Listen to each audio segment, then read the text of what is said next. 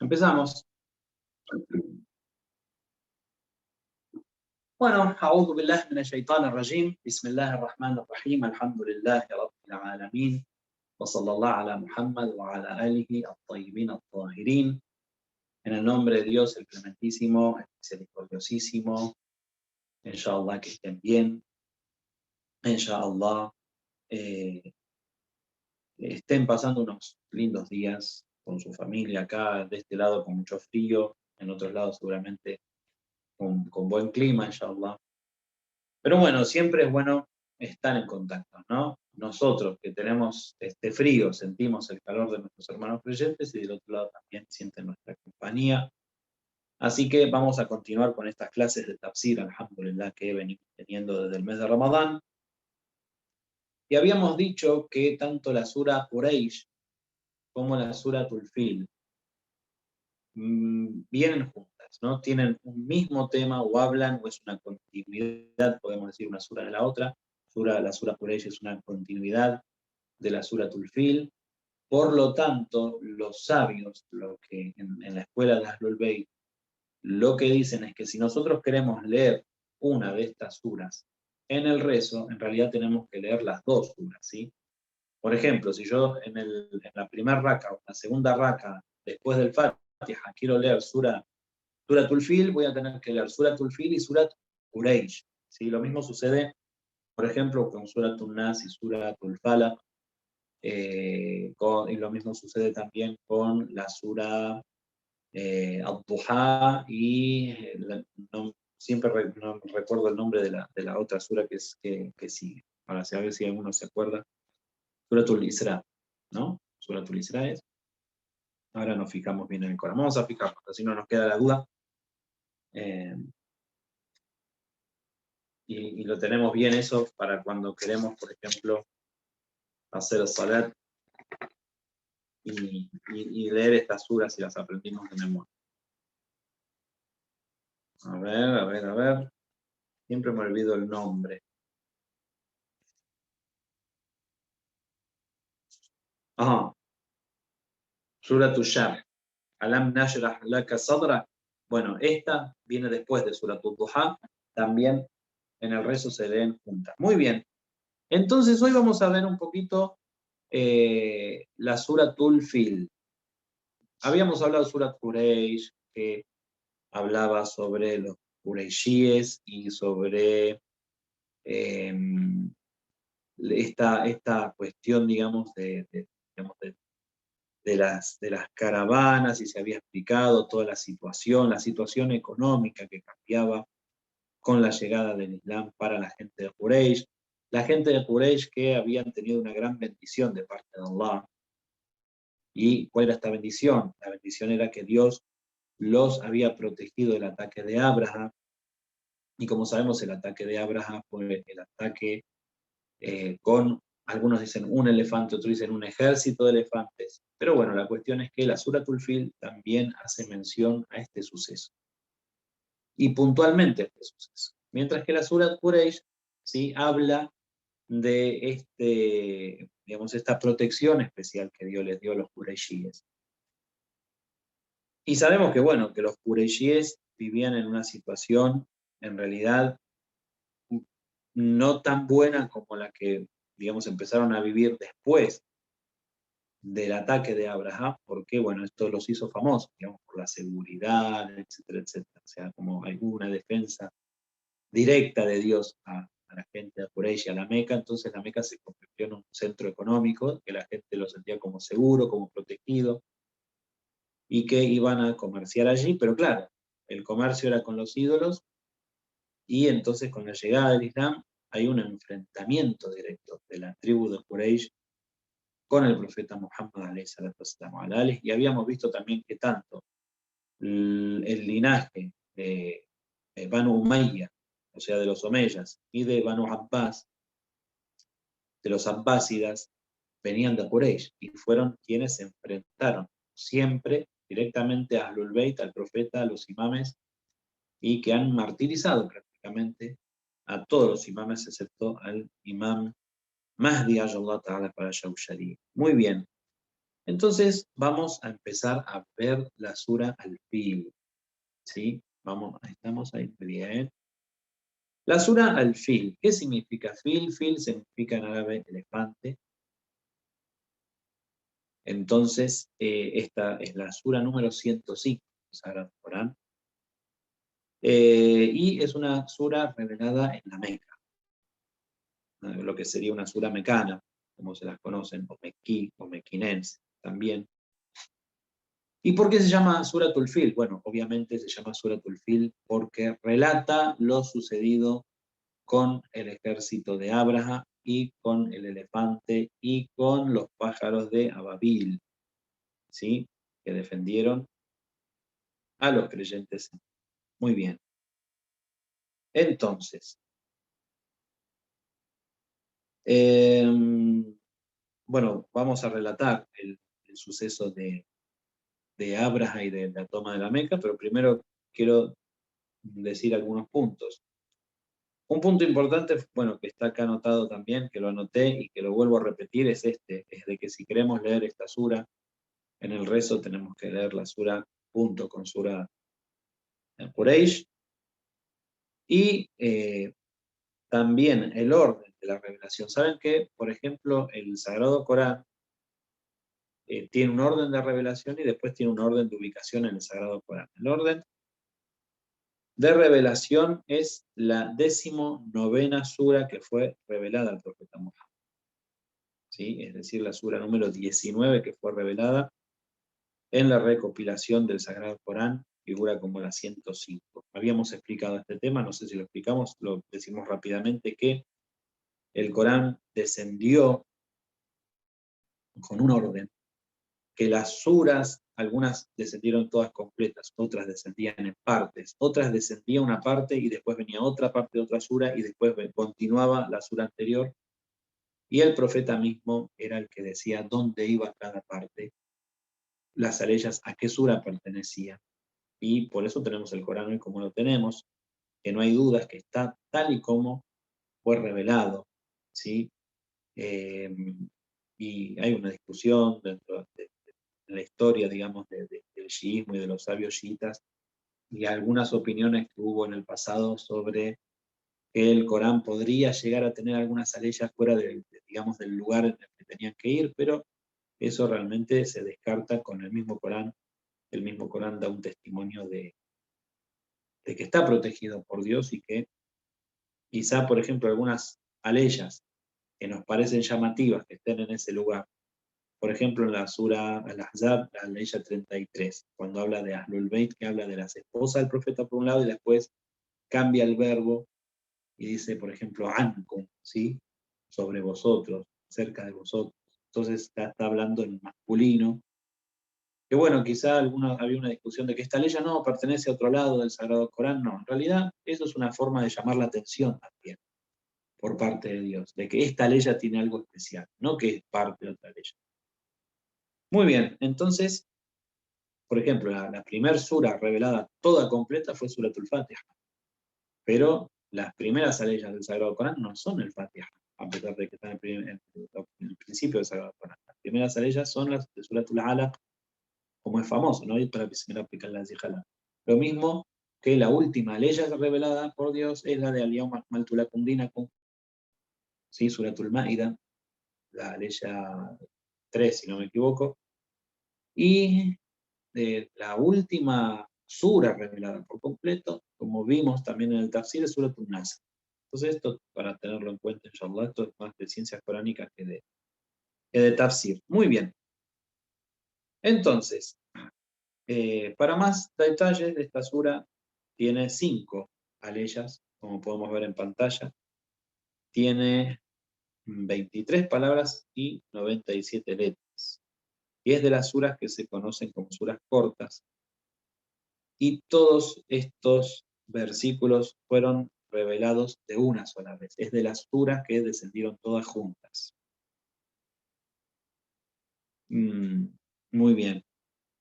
Entonces la sura nos va a relatar la derrota del ejército, de los elefantes o del elefante, que se produce por un poder divino prácticamente, porque estamos hablando de gran ejército.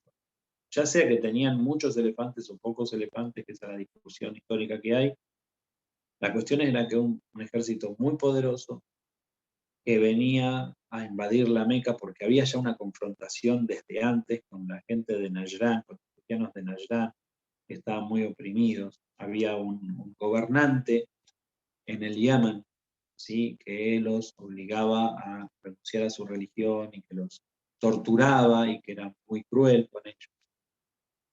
Entonces, hubo una ayuda que se hizo sobre este pueblo y bueno, esa ayuda motivó una venganza de parte de Abraham, quien va a tomar parte de digamos, de las propiedades y de los animales de la gente, de los habitantes de la Meca, va a hacer una provocación y va a pararse en la puerta de la Meca, en la entrada de la ciudad, con un gran ejército, en el que era llamativo que había por lo menos un elefante.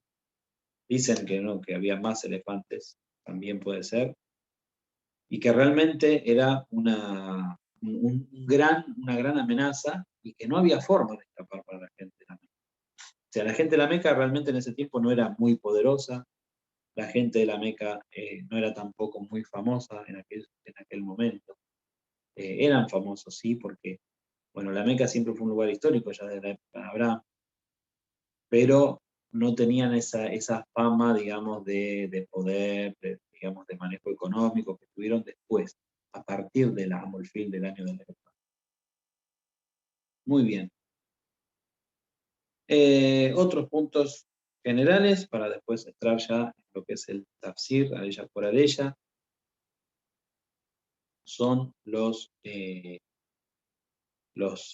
méritos de esta sura, podemos decir. Y tenemos un hadiz en el que el Imam Sadiq alayhi salam dice que quien recita la sura al-Fil durante las oraciones obligatorias, dice, entonces todas las cosas en el mundo darán testimonio el día de la resurrección que él estaba entre los que rezaban.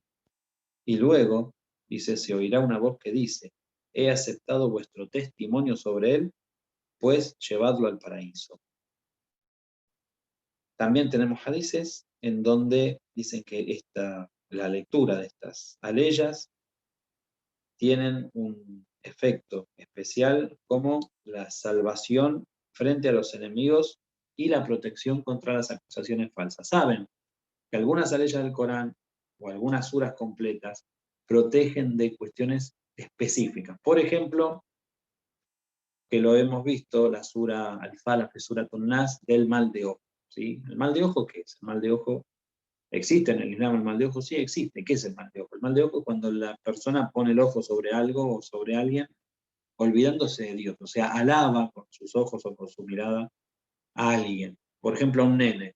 En vez de decir, MashaAllah, qué lindo nene, y se deslumbran con la belleza del nene y se olvidan de Dios. Eso es el mal. O la envidia, por ejemplo. Todo esto que hemos visto con Suratul Falaq y Suratul Nas. Por ejemplo, para pasar desapercibidos los enemigos, la ley número 9, Surat Yasin. Por ejemplo, para proteger la casa de los shayatín, digamos, de los demonios, leer el Fatiha, las primeras aleyas de Suratul Baqara, hasta la aleya 5, después leer Ayat al-Kursi y después leer las últimas 4 aleyas de Suratul Baqara. Eso, por ejemplo, es de protección. Y así tenemos un montón de, digamos, aleyas y suras que tienen algo especial para ciertas ocasiones. En este caso, según algunas narraciones, Suratul Fil protege de la salvación, o sea, salva a la persona del enemigo y protege de las falsas acusaciones. Muy bien. El Imam Sajjad alayhi salam dijo sobre la ocasión en la que fue revelada la Suratul Fil, dice que Abu Talib le preguntó al profeta Muhammad alayhi salatu wasalam, dice, ¿es que acaso has sido enviado por Dios para invitar a toda la gente a tu religión o solamente para invitar a tu propia gente, o sea, a los árabes? Entonces el profeta dijo, yo he sido enviado para invitar a todos los seres humanos a la religión, desde el blanco hasta el negro, el árabe y el no árabe. Invito a todas las personas que están en la montaña y en los mares a esta religión, dice, y a toda la gente de Persia y de Bizancio. Entonces, esta palabra del profeta, fuerte, ¿no?, de que el Islam era para todo el mundo prácticamente, se transmitió, llegó a los oídos de estos poderosos de Quraysh, que siempre estaban molestando al profeta, y sí quedaron sorprendidos. Entonces, le contestaron, le dijeron a Abu Talib, dice, ¿acaso no entiendes lo que está diciendo tu sobrino? Dice, juramos por Dios que si la gente de Persia y Roma escuchan estos comentarios, nuestras tierras serán robadas y van a destruir la Kaaba en pedazos. Entonces, Dios les recuerda, ¿sí?, que Dios protegió la Kaaba, Él mismo protegió la Kaaba, revelando la Surat al-Fil, ¿sí?, por podemos decir, este mal pensamiento acerca de Dios también, que tenía la gente de Quraysh. Juraron por Dios, claro, porque los Qurayshitas creían en Allah, pero le asociaban a otros dioses. Muy bien. Entonces, esos son algunos puntos generales de la sura, de esta sura que dice, أعوذ بالله من الشيطان الرجيم بسم الله الرحمن الرحيم ألم تر كيف فعل ربك بأصحاب الفيل. Alam tara kaifa, que significa acaso, ¿no ves lo que ha hecho tu Señor? Bueno, ahí lo tenemos en pantalla. ¿No has visto lo que ha hecho tu Señor con la gente del elefante? ¿Sí? O con los dueños del elefante también puede ser. O con el Señor de los elefantes también. Muy bien. Alam yaj'al kaydahum fi tadlil. ¿Si acaso él no desbarató sus planes? ¿O no hizo fracasar sus planes, como dice en pantalla? Muy bien. وَأَرْسَلَ عَلَيْهِمْ طَيْرًا أَبَابِيلَ, ¿sí? Y les envió sobre ellos los pájaros de Ababil. Vamos a ver qué eran estos pájaros. تَرْمِهِمْ بِحِجَارَةٍ مِّن سِجِّيلٍ, ¿sí? Que le arrojaban arcilla, puede ser, ¿cómo dice ahí? A ver, que lanzaron las piedras de barro. Bueno, sí, arcilla, sí, como piedras de arcilla. Sí, el sigil, muy bien. ¿Por dónde estábamos? فَجَعَلَهُمْ كَعَصْفٍ مَأْكُولٍ. Quedaron como heno masticado, es decir, los destruyó por completo. Muy bien. Entonces, ¿cómo sabemos? Este ataque se debió a una venganza, ¿sí? Porque como vimos, y estábamos hablando anteriormente, había un ejército muy poderoso que vino desde el Yemen, que vino desde el, digamos, el sur de la península árabe. Había un rey que se llamaba Don Nawas, y este era muy, muy cruel con las gentes, con los cristianos, sobre todo de Najrán. Los cristianos de Najrán que después aparecen otra vez en la historia del profeta. Y entonces, bueno, hay un momento en la historia, antes de digamos, del Amel Fil, digamos, del año del elefante, en los que va a haber un ejército, y parece que había gente también de la Meca en este ejército. Habían armado como una fuerza, digamos, para luchar contra estas gentes y, digamos, tomar venganza por estos cristianos. Y entonces parece que hicieron un ataque, y esto lo que hizo es que, como se dice, preparan un ejército muy grande. Entonces este ejército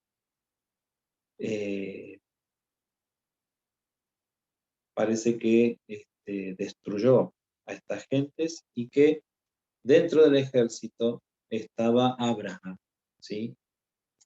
Y Abraham luego, a ver si entiendo bien acá lo que dice,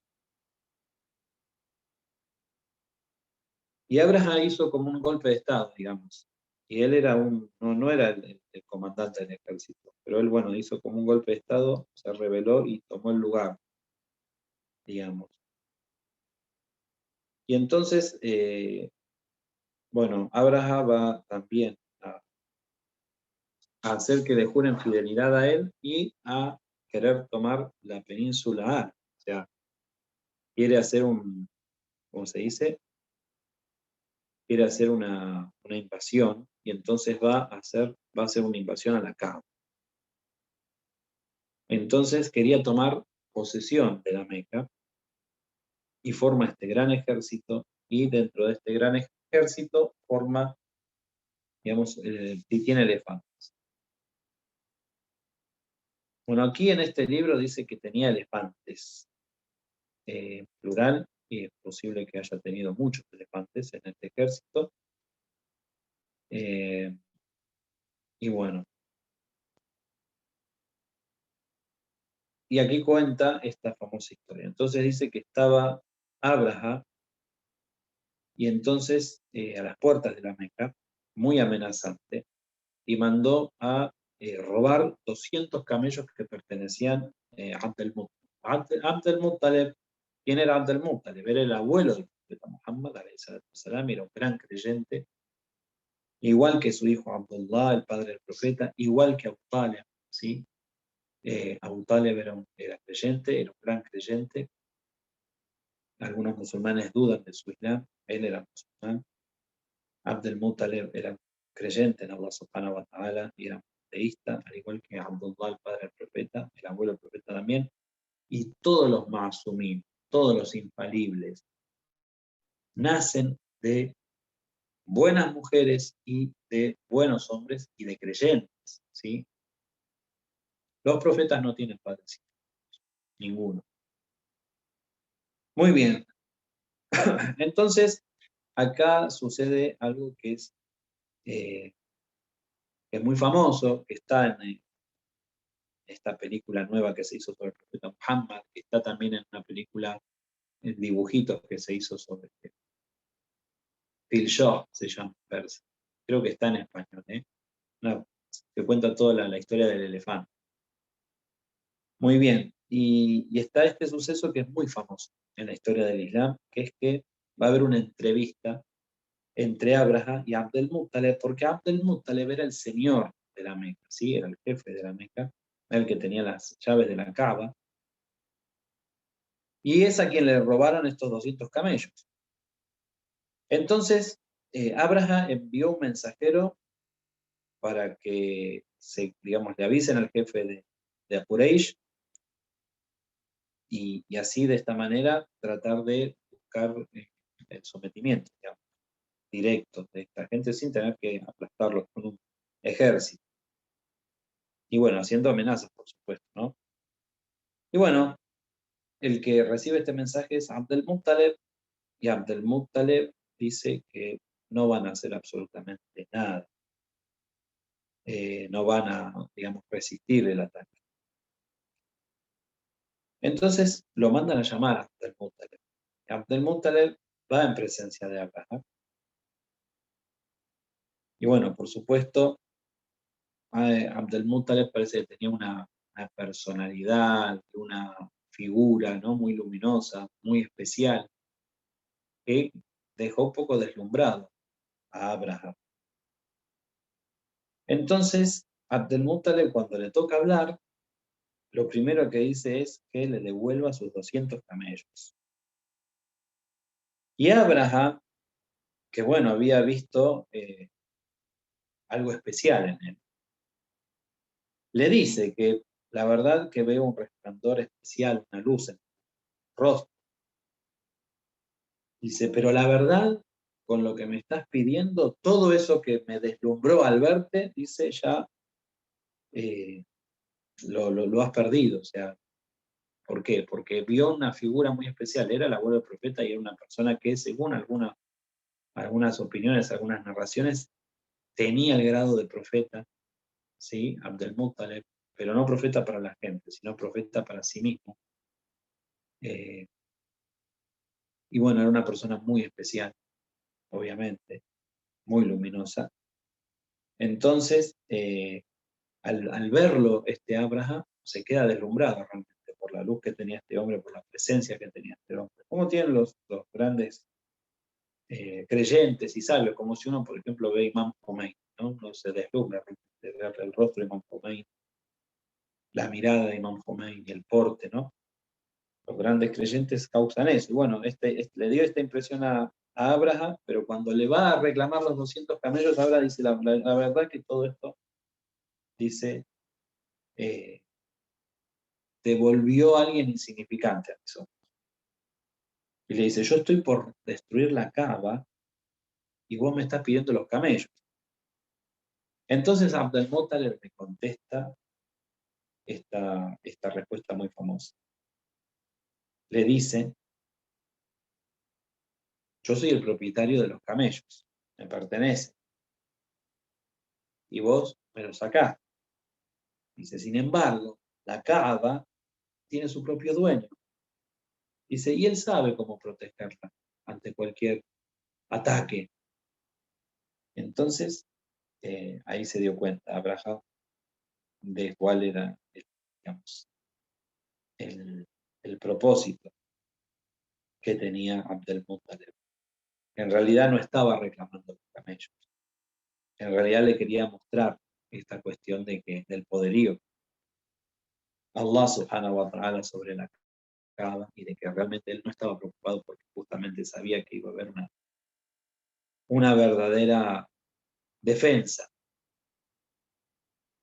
Entonces, bueno, Abdel Muttalib volvió, entró a la Kaaba, entró a la Meca, a la ciudad, habló con las gentes, dijo que las gentes se alejen de sus casas, que dejen las cosas porque iban a correr riesgo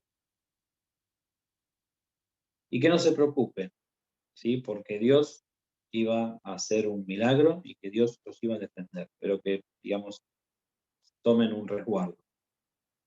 Y se dedicó simplemente a hacer las súplicas, a hacer súplicas, a hacer du'a, a pedir al Señor de la Kaaba, con mucha fe, como pide el creyente y con mucha confianza. Entonces empezó el ataque y Abraham va a querer hacer avanzar a su ejército y no logra que avancen los elefantes, o el elefante o los elefantes. No logra que avancen los elefantes. Entonces empiezan a tener este problema de que los animales no se movían, que los soldados estaban empujándolos, que querían atacar la Kaaba y habían quedado prácticamente a las puertas de la ciudad de la Meca sin poder entrar, y automáticamente se empieza a ver desde el cielo una bandada muy grande de aves, ¿sí? Que eran estos pájaros de ababil. Cada pájaro de ababil, Dios sabe más que eran estos pájaros de ababil realmente, sobrevolaron la Kaaba. La gente lo pudo ver, la gente de la Meca lo pudo ver, los habitantes de la Meca lo pudieron ver, es realmente un verdadero milagro. Circunvalaron la Kaaba y de allí se dirigieron directamente a donde estaba ubicado el ejército de Abraham, y es allí donde van a portar cada una en su pico una piedra de arcilla, como dice, de sigil. Dice que cada piedra tenía el nombre de la persona a la que iba a matar cada piedra. Subhanallah, Allahu Akbar, la verdad.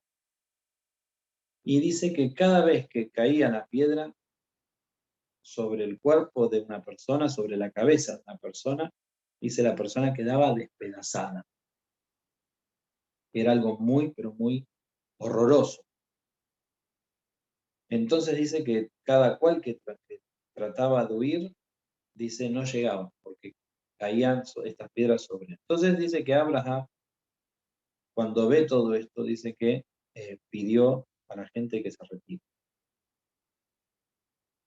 Pero él no llegó a fallecer en este ataque, sino que él llegó hasta lo que es el Yemen, lo que es Sanaa, que sigue siendo, si no me equivoco, la capital del Yemen, y entonces él contó todo lo sucedido a las gentes del Yemen, y luego sí murió.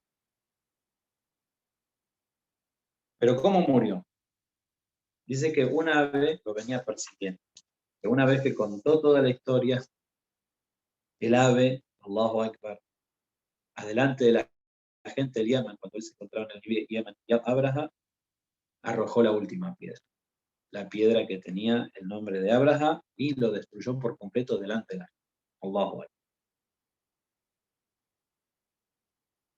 Bueno, entonces, con esto, digamos, esta historia que ya no era la historia ya, sino que la misma gente había visto con sus propios ojos, y con el resultado de este ataque a la Kaaba, tanto la gente del Yemen como las gentes en general de la península árabe habían aprendido una gran lección, y que era que la Kaaba tenía un protector especial, que era Allah subhanahu wa ta'ala, que era el Señor del universo, y que realmente era una ciudad especial, y la Kaaba era un lugar especial.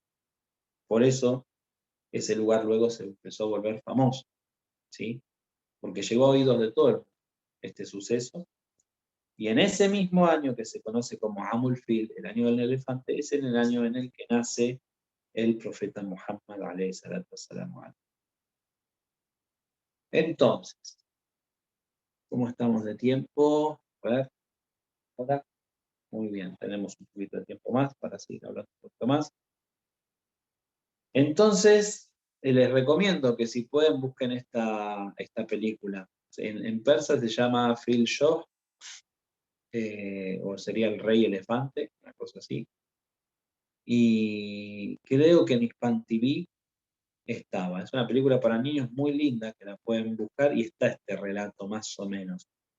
También está en la nueva película del profeta Muhammad, al principio también se ve parte de esto, y lo hacen bastante bien. Pero bueno, lo que es la muerte de Abraham, no.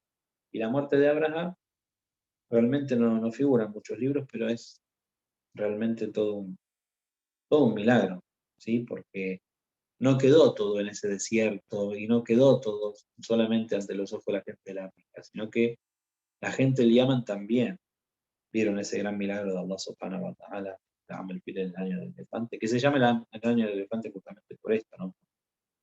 Por este suceso del elefante. Muy bien. Entonces la sura dice, en la primera de ellas, "Alam tara kayfa fa'ala rabbuka bi ashabil fil". ¿No has visto acaso? Se refiere, le hace la pregunta al profeta, ¿no? Dice, en cómo tu Señor, dice, hizo, digamos, lo que hizo tu Señor con con el de los elefantes, con el dueño del elefante, o con la gente del elefante, puede ser. Entonces, lo que está diciendo Allah subhanahu wa ta'ala, está preguntando, ¿sí? Obviamente no es una pregunta solo para el profeta, sino para todos aquellos que vieron, ¿sí? Lo que sucedió. Entonces, si bien hace la pregunta como si el mismo profeta lo hubiese visto, que el profeta no estaba en vida, o no había nacido, el suceso, mucha gente que sí estaba en vida, muchos de los grandes de la Meca, sí lo habían visto. Y es una llamada de atención para ellos. Por eso dice, Alam tara, ¿sí? ¿Acaso no ves? ¿O acaso no has visto? Entonces, Dios aquí que está demostrando, y que está haciendo recordar, porque es eso lo que está haciendo recordar toda la sura, está haciendo recordar a la misma gente que estaba el profeta, que no aceptaba la profecía del profeta Muhammad, y que habían visto los milagros del nacimiento del profeta incluso, ¿sí? En ese mismo año, un año muy especial para la gente de la Meca, y para la gente de las tribus de Quraysh, les está haciendo recordar aquello que sucedió con el dueño de los elefantes, o con el ejército de los elefantes, y cómo Allah subhanahu wa ta'ala los destruyó, Alam yajal kaydahum fi tadlil. ¿Acaso él no desbarató sus planes? ¿Los planes cuáles eran? Los planes eran invadir y aplastar la Kaaba, destruir la Kaaba. Entonces ellos querían poner allí, dice en el Tafsir, dice querían poner allí el templo de su religión. Y querían volverlo un centro de peregrinación para ellos y para sus creencias. Y no solamente alcanzaron este propósito, sino que, por el contrario, le dieron más prestigio a la Kaaba y a la ciudad de la Meca. Y por esa razón también empezaron a ir a la Meca más peregrinos, ¿sí? Entonces, prácticamente se desbarataron sus planes, ¿sí? O como dice aquí, Tawlil. Tawlil viene de Dalala. El Dalala, que es el extravío, como cuando decimos Walad Dalin, ¿sí? Y no el de los extraviados. Tadlil significa eso, significa extraviar, dejar atónitos, perdidos. Entonces, ¿qué significa esto? Que ellos quedaron totalmente perdidos, totalmente extraviados, pese a los planes que ellos tenían claros para la Meca y para la Kaaba, sobre todo. Porque la Kaaba ya era un lugar, como sabemos bien, de visita, de peregrinación, que está relacionada obviamente en primer lugar con Dios, por la presencia de Abraham y de Ismael, que después se fue llenando de ídolos, pero que al tomar la península árabe, esta gente tenía como plan ponerlo como un centro de adoración de su propia religión. Entonces Allah subhanahu wa ta'ala desbarató por completo sus planes. Warsa alayhim tayran ababil, y envió contra ellos los pájaros de Ababil. Tayran ababil. Entonces Ababil dice que es un ave. Pero como podemos ver, Ababil en realidad es un plural, ¿sí? Entonces, en este caso dice que se refiere a lo que sería un grupo de aves. Tayr, como sabemos, es el pajarito, el ave, lo que vuela. Tayrun ababil, las bandadas de estas aves. Y según parece, estas aves son como las golondrinas, ¿sí? Parecidas a las golondrinas. Muy bien, pero algo especial tenían, ¿no? Obviamente hay que ver qué eran estas aves o cómo eran, si eran aves celestiales, si eran aves justamente como las golondrinas, comunes y corrientes. ترهمهم بحجارة من سجيل فجعلهم كعصف مأكول, ¿sí? Que le arrojan estas piedras de arcilla y los deja o los dejó, en plural, فجعلهم, y los estableció o los hizo, كعصف مأكول, dice como el heno ma'kul, comido. Entonces aquí aclara esto que as significa las hojas en el tallo de la siembra, que son secadas y que son molidas. Y el ma'kul significa, bueno, obviamente el heno dice desintegrado, comido, masticado. Entonces, significa esto, que las piedras de arcilla que tenían estos pajaritos, lo que hacían, lo que provocaban era dejarlos de esta manera a los enemigos, o sea, destruirlos por completo, ¿sí? Los desintegraban. Y como dijimos, es un detalle también muy, muy llamativo, es que cada piedra tenía su destinatario. O sea, bien como para que no quede duda de que esto fue un milagro divino, cada una de las piedras tenía su destinatario y entonces cada pajarito iba y arrojaba la piedra sobre su dueño. Cada piedra tenía su dueño, recién, y que lo destruía por completo. Entonces acá también menciona que la Aleya quiere poner énfasis en esto, en que desintegraba por completo al ejército. Entonces, un ejército tan poderoso quedaba hecho de esta forma, ¿sí? Ka'asin ma'kul. Es como decir, por ejemplo, que bueno, no sé, los hizo polvo, ¿sí? En otra forma. Los destruyó por completo, no quedó nada. Muy bien. Inshallah, para la próxima clase vamos a continuar porque tenemos la historia de Abras aquí relatada, tenemos algunas aleyas coránicas para ver, pero ya cumplimos el tiempo, ya 40 minutos de clase, así que para no cansarlos, inshallah, la clase que viene vamos a terminar viendo y explicando algunos detalles de esta sura. Es una sura realmente maravillosa, es muy pequeña, muy chica, son 5 aleyas nada más. Pero el relato que hace, y en realidad el relato que traen los hadices y que traen los historiadores sobre el suceso del año del elefante, el suceso con Abraham, del cual no hay absolutamente ninguna duda, porque el Corán es explícito en eso, y porque además hay muchos detalles contados y relatados, incluso por los imanes, incluso por el profeta, que ya vamos a ver, realmente muestran el poderío de Dios y también la forma de castigo de Dios. Porque esto realmente nos hace acordar mucho, por ejemplo, al castigo de la gente de Ad y de Tamud, lo que es Sodoma y Gomorra, ¿sí?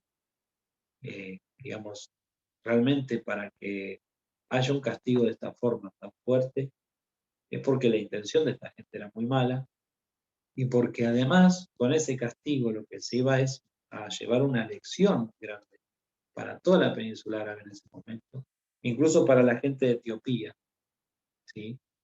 Porque, digamos, la gente de Etiopía, ya lo vamos a ver si lo tienen en la próxima clase, la gente de Etiopía también estaba en el tema, la gente de Najran, los cristianos de Najran, y de lo que era Habash. ¿Vieron? Bilal al-Habashi venía de esta zona Habash, que hoy es Etiopía, y todos ellos, digamos, han escuchado esta historia y han conocido esta historia, y eso también fue una gran puerta para que el profeta Muhammad tenga éxito en la comunicación de su mensaje. Así que, inshallah, la próxima clase continuamos, con la sura Al-Fil. Inshallah. Walhamdulillahi Rabbil Alamin. Wassalamu alaikum wa rahmatullahi wa barakatuh. Wa alaikum salam wa rahmatullahi. Muchísimas gracias, Sheikh. Salam alaikum. Wa alaikum salam. Cuídense, inshallah.